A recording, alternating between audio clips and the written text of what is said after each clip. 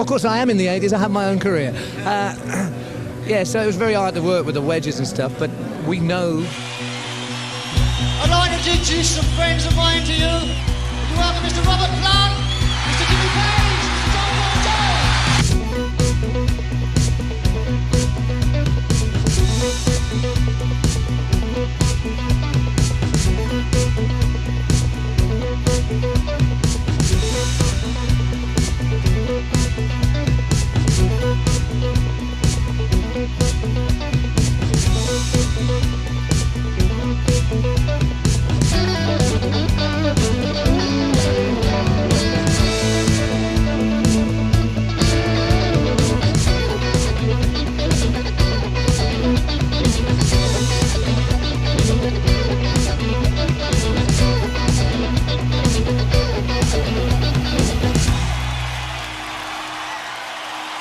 This is Robert Townsend. I'm backstage, and like I said, we're going to talk to Robert Plant in a minute, but everybody's here. Bob Geldof is standing right here. How are you, sir?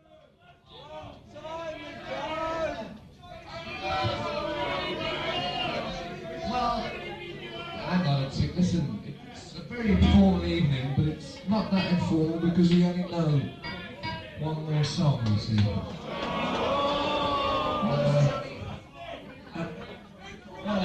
So we've only got one number left, and it's none of them. Scream for help.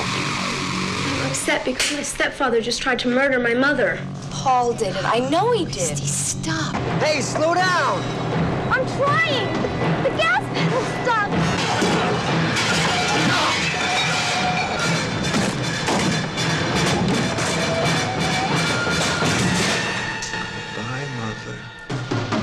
Alone and afraid, at the mercy of ruthless killers, it was too late to scream for help.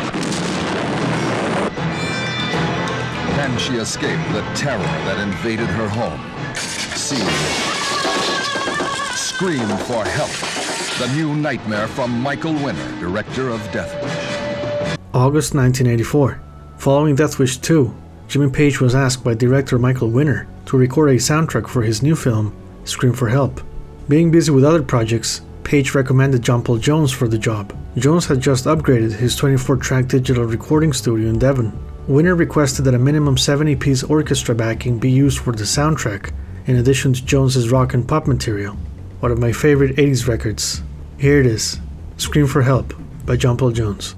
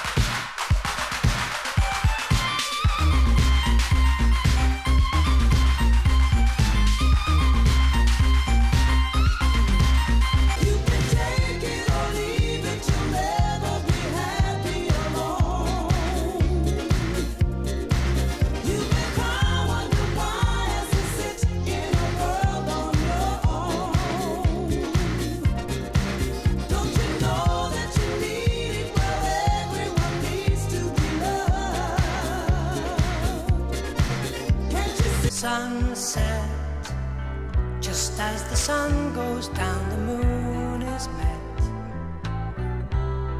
You only have to turn your head, talking to my Chris. When you fall in love, when you fall in love.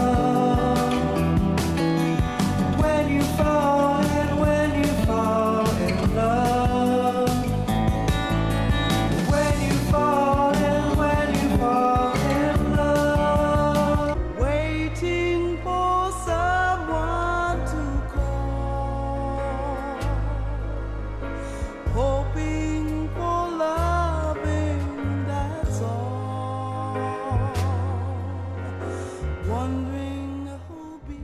The Scream for Help soundtrack doesn't end here. The movie featured additional themes written by John Paul Jones, which were later arranged and orchestrated by Christopher Palmer and Johnny Pearson. The music was performed by the Royal Philharmonic Orchestra and the Johnny Pearson Studio Orchestra. The film also featured synthesizer work by John Paul Jones on a couple of scenes. Unfortunately, a complete soundtrack with both Jones's pop rock album and all the background pieces from the movie has never been released.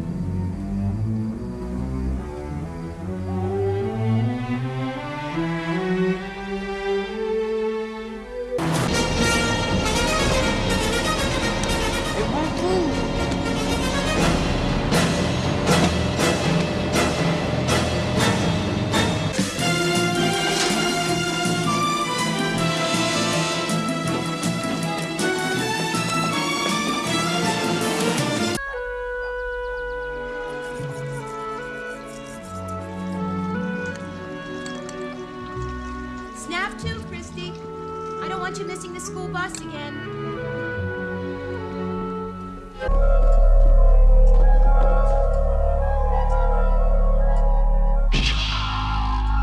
You did it. You finally did it. Oh. For Christ's sakes, call an ambulance.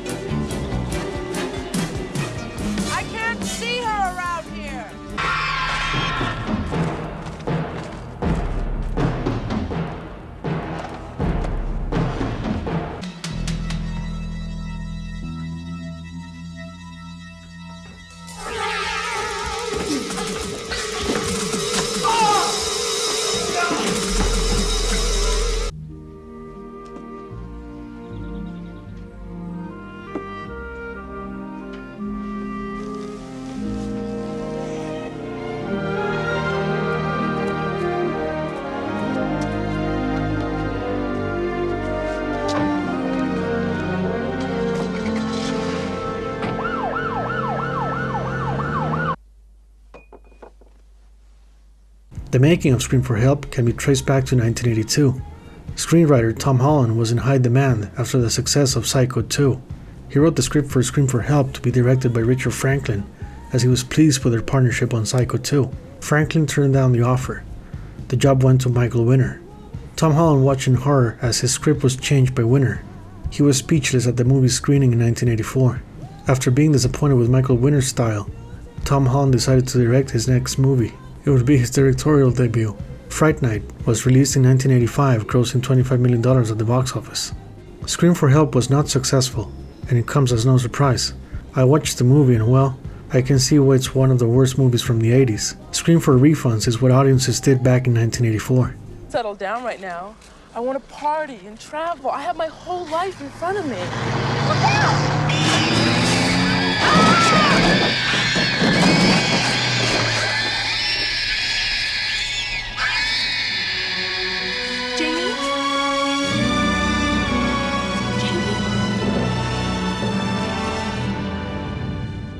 It's a shame John Paul Jones wasn't able to shine as a composer through the movie. as it was a commercial flop. But such is life. The quiet one, always in the background. Forever a musical genius. Rock supergroup The Firm begins recording sessions for their debut album. The Firm had many intentions, with the most important one being getting Jimmy Page out of a personal and professional rut, ever growing since John Bonham's passing and Led Zeppelin's breakup. Jimmy's isolated lifestyle had many people worried about him being a casualty of depression, grief, and excess. While his musical output was quite active since 1980, his personal lifestyle choices compromised his health and future. He may have looked well on stage, but he slowly walked towards a 404 error, with some saying that it was either him or Bonzo leaving us had Zeppelin continued. The plan was to get Jimmy up and running, to have him back in great shape. Jimmy got a little help from his friends, singer Paul Rodgers, bass player Tony Franklin having his big break with this project, and drummer Chris Slade, previously associated with Manfred Mann's Earth Band. Former Yes drummer Bill Bruford, then under contract elsewhere, Wildlife's own Philip Suzanne, and fretless bass session star Pino Palladino were considered for The Firm. Palladino refused to give up his steady gig with singer Paul Young, who would later score the hit single All I Need Is a Miracle with Mike and the Mechanics. Rodgers was sober and still recovering in the early 80s from his nasty split with Bad Company. Both Page and Rodgers refused to perform any Zeppelin or Bad Company songs with The Firm. Jimmy's production style with this record was strange. He seemed to muffle out his guitar and leave it way back in the mix. While Tony Franklin is a monster player, his bass is too high and it competes with Chris Slade's bass drum. A big no-no if you're Jimmy Page, Led Zeppelin's producer, and if your drummer is Chris Slade, whose playing is stellar throughout the album. Vocals and bass stand out, and this is a mixing style that is not Jimmy Page. Works fine for generic 80s bands, not for The Firm, which ends up sounding like Bad Without Company and Led without Zeppelin. Paul Rodgers is a badass singer for sure, but his voice works against Jimmy as it sounds too good to be cool. He kinda Ned Flanders his way into taking away the danger needed to complement the music behind him. Paul Rodgers was Jimmy's much needed sponsor to get him out through the front door.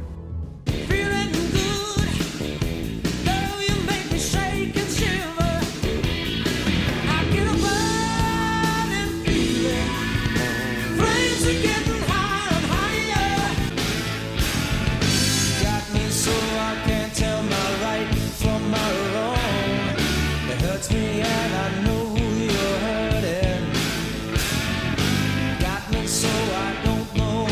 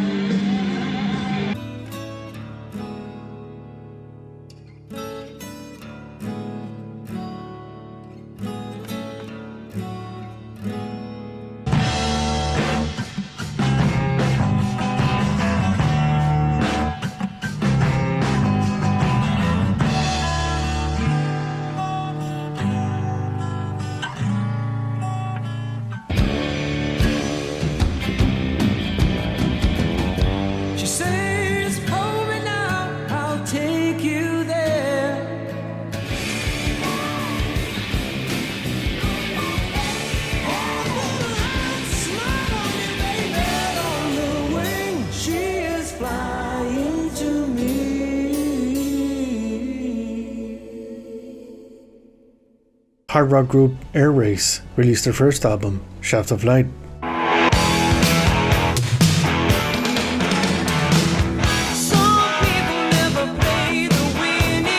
The band formed in 1983 featuring Keith Murrell on vocals, Laurie Mansworth on guitar, Jim Reed on bass, Toby Sadler on keyboards, and Jason Bonham on drums.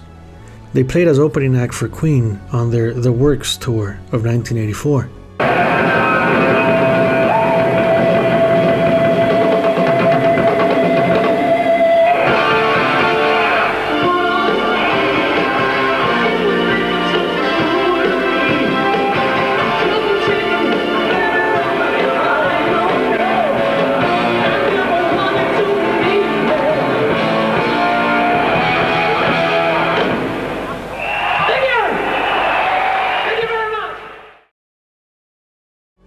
October 23, 1984, John Paul Jones made a special appearance on the British musical drama film Give My Regards to Broad Street.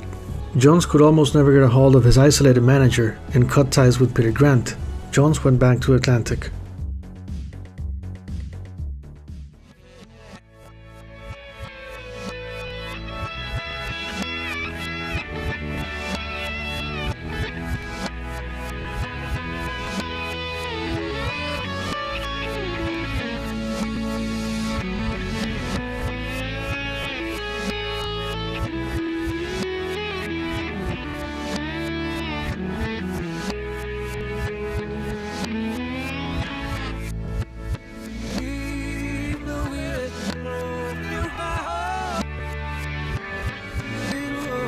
The best way you can spot a 70s rock star is not by the hair, it's not by the cut of the trousers. It's by the fact that a 70s rock star goes on a regular basis off to the country to get his head together. Neither of the two of you seem to be the most kind of, I don't know, I never imagined you'd be that sort of... Athletic. Athletic. Prime physical fitness would hardly be the first. No, well, we were both born on the wrong side of the athletic line for that. I mean, you know... Now, Roy, how would you describe yourself? When did you first meet? Tell me when you first met. Actually, I started in, I mean, I appreciate that you're trying to go faster than I'd like to go, Mark, but let me try and answer that question. You haven't been playing much, though, have you, in the last 5 years? I mean, No. What sort of motivation have you now to actually go out and perform or play at all? Because I'm such a masochist, I'm trying to get as good as I was before I stopped. Are you not as good now, then? No, I'm better. You're better? Yeah. I'm actually working at it now, which I didn't then. Mm. Yeah. I mean, I didn't play guitar, I didn't touch a guitar for 18 months at one point. Why not? You just fed up with the whole thing? I just had no, there was no sort of impetus. I think people have pick it periods up. of transition anyway. And that's quite serious. I didn't touch one for 18 months. And then when I did pick it back up again, I mean, I wanted to, but I was afraid of looking at it. Mm. But when I did pick it up, I couldn't even change chords properly, so I've been sort of... People tend to think in hindsight that the latter period of Led Zeppelin was one where it all became a bit excessive and a bit overblown. It was at this moment that he knew. Oh, come on, be fair, Mark. I mean, come on. Apart from Mark, it's not fair. Mark. Apart from you and Paul Rodgers, for example. Yeah. Who's in it as well. Yeah. The firm's European tour saw them perform 9 dates in 4 countries: Sweden, Denmark, Germany, and England. Here's a breakdown of their average set list for the tour. 8 songs from their soon-to-be-released debut album. 2 unrecorded tracks at the time, Cadillac and Live in Peace. These would be featured on their follow-up, Mean Business, from 1986. 3 songs from Jimmy Page's Death Wish 2 soundtrack. 2 songs by Paul Rodgers from his Cut Loose record from '83, Morning After the Night Before, and Boogie Mama. 1 cover tune, Everybody Needs Somebody to Love, by Solomon Burke, and 3 solo spots featuring Tony Franklin, Chris Slade, and Jimmy Page.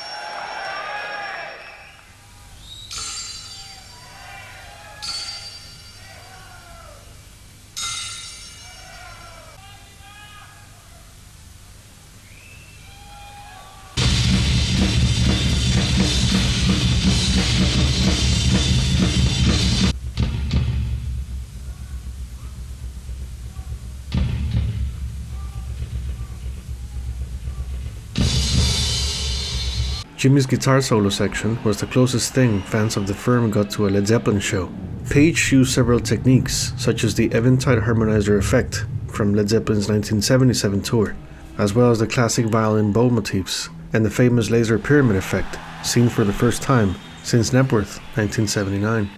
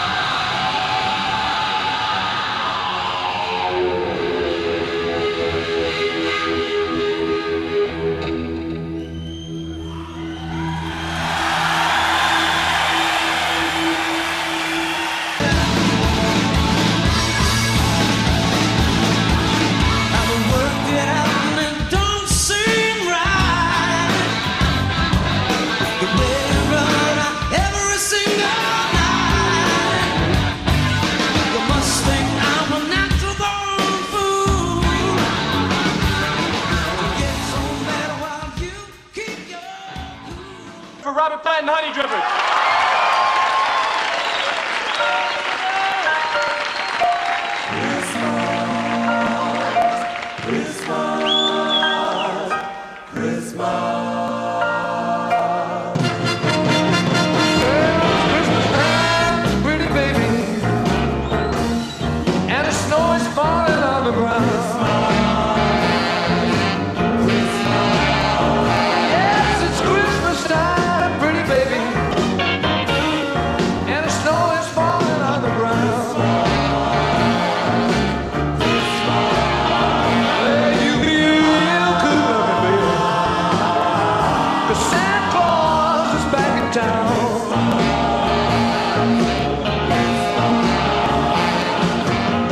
Got no sleigh with reindeer.